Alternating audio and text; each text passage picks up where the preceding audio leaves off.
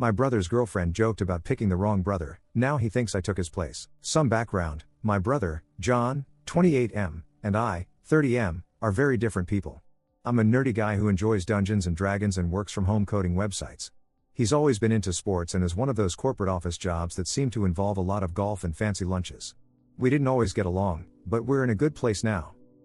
He started dating Jane, 25F, a few years ago when I was at a real low point in my life. I had just gone through a nasty breakup, was burned out in my career, and was 2 paychecks away from moving back in with my parents. I was also struggling with my health, gained a lot of weight, had severe anxiety, and even landed in the hospital from a panic attack. I was, in short, a mess. But I turned things around. I got the mental health help I needed, started exercising and eating better, and found that I really enjoyed cooking. I switched careers, got into a field I love, and even got accepted into a PhD program starting in the fall. On top of that, I started dating again and met Flo, who's been an amazing match for me. That brings us to the night everything went south. We had a big family gathering at my parents' house with extended family, plus Jane and Flo. I was cooking dinner, a beef Wellington, while people crowded the kitchen, complimenting my food, my glow up, my new job, and my PhD acceptance. I smiled, thanked them, and mostly tried to focus on prepping dinner.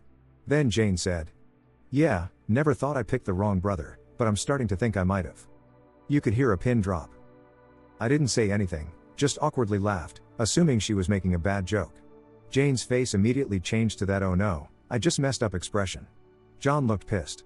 They left the kitchen soon after, and from what I could see, she was trying to apologize while he looked genuinely hurt. My relatives said nothing at first, but later they started badmouthing her. Flo winced but didn't say anything at the time. Later, she told me it was just a super awkward moment, and she didn't want to escalate it. That was over 2 months ago, and now John and Jane avoid me completely, no texts, no calls, nothing. Meanwhile, my family still won't let it go, constantly bringing it up and criticizing Jane. Personally, I think she just made a dumb joke that landed really badly. I don't think she actually meant anything by it, and apart from this, she's probably the best match John has ever had. The only person being normal about it is Flo, who agrees it was weird but doesn't see it as a big deal. So, how do I clear the air with John and Jane? And how do I get my family to drop this already? I just want things to go back to normal. Update. Message John. Grabbing a beer over the weekend. We'll update later. In the meantime, here is some clarifying info for some of the other comments. Jane is a very nice person and she really cares for John. She's been with him through some difficult times, including a period where work separated the two of them for 3 months, and they're otherwise attached at the hip. She does have what some call a lack of filter, we've known that for a while. But she'd absolutely never leave him for me. For why my relatives won't let it go, probably because they're a bunch of old Italian Catholics who like to gossip. Which, incidentally, is probably why they didn't like the joke in the first place. My brother and I have a pretty good relationship as adults and aren't especially competitive. My folks and relatives don't favor one of us over the other, though, admittedly they do understand my brother's career path better than mine. I agree with a number of comments that the impetus of the joke was that I'm a good cook, especially when it comes to these celebratory feasts. John is okay in the kitchen, but he's the kind of guy for whom a fancy meal just means picking up a more expensive cut of steak. I really don't think it has anything to do with me being the hot brother now, as a few comments suggested. John and I have always looked very different, comparing us would be more a matter of personal preference than any kind of objective hotness scale. He's tall with a runner's build, and I'm a few inches shorter with a wide build and more visible muscles, as weightlifting is my main form of exercise. Lastly, not to toot my own horn, but I've never had any issues getting dates, barring the aforementioned year-long period where my life was falling apart, so I must have been doing something right. Lastly, as some have said, I probably could have saved everyone some awkwardness by playing along with Jane's comment with a "sorry, Flo got to me first" or something else similar. I go into what Flo dramatically calls the kitchen death drive while cooking complicated meals, where I'm laser focused on the task at hand to the exclusion of all else, and my responses to questions tend to be short, curt, and even a bit rude. Normally, I would have tried to help salvage the bad joke, but I was searing a big expensive piece of tenderloin at the moment, so my thoughts were elsewhere. Update 2. Met up with John at a sports bar we go to sometimes when our dad is in town.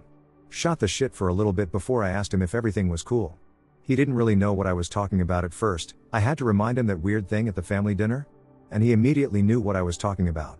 I asked if we were alright, if they were alright, and lastly what we should do about our nosy Catholic relatives gossiping about all this shit. First off, he confirmed what I, and most of y'all, thought was true. Jane was talking about my cooking exclusively. She's a big fan, it's actually the reason she came to that gathering in the first place. So that's good to hear. Nothing to do with my physique, though John did congratulate me on the additional weight I'd lost since the whole ordeal. Second, John's issue with Jane's joke had nothing to do with the idea of her leaving him for me or that he'd lost some prestige as the athlete in our family or anything like that. Something I didn't mention in the original post because I didn't think it was important is that John and I grew up middle class while Jane's family is loaded. Not billionaires, but she graduated from an Ivy League college with no student loans, which she's turned into a well-paying and highly specialized tech job. She and John go on lots of vacations together, have a very nice apartment in a very expensive part of the city, all that stuff. The thing is, while John does pretty well for himself at work, he's not making nearly as much as she is and doesn't have old family money to fall back on. Trying to keep up with her has been putting a significant dent in his savings. Apparently, he's been psyching himself up to talk to her about how they may need to make some lifestyle adjustments so he can put more money away in savings and was worried how that might go. Hearing her say that I might be a better option after hearing about my new, to his mind, high-earning PhD program was the sort of thing that came at exactly the wrong time, so he had to walk away. I did have a little laugh at that. This PhD will open a lot of doors for me, but it's definitely not going to make me a millionaire. Adding to the sting of that, while he and I don't have much of a rivalry, he does still have some insecurity about me being the smart one of the two of us. I say this with all the love in my heart. John is an extremely intelligent guy, but you'd never know that from just talking to him. He's a whiz with numbers and knows more about corporate finance than nearly anyone I've ever met at any age. He also speaks with the vocabulary and goofy demeanor of a frat boy. So on top of the anxiety about his rich girlfriend thinking he's too broke to hang out, he was a little frustrated about the idea of a doctorate putting more perceived distance between us. He apologized for that jealousy. I told him it was fine, and if folks were giving him shit he could tell them he wasn't going to look over their stock portfolios anymore. He also said that he and Jane spoke about the money, and she took it very well. The reason he hadn't been in touch lately was that they'd been looking for a more affordable apartment to move to when their lease is up. The only thing that was left was how to handle the extended family. Apparently John didn't know they were still on about that, largely because whenever he and Jane see them, they just talk about how Flo has too many piercings and swears too much. That gossip was news to me, so we mutually said, fuck 'em, and decided to continue not really letting what they say about our partners get to us. Instead, we agreed to spend more time just the four of us. And, before we left for the night, John did ask me for a few of my recipes.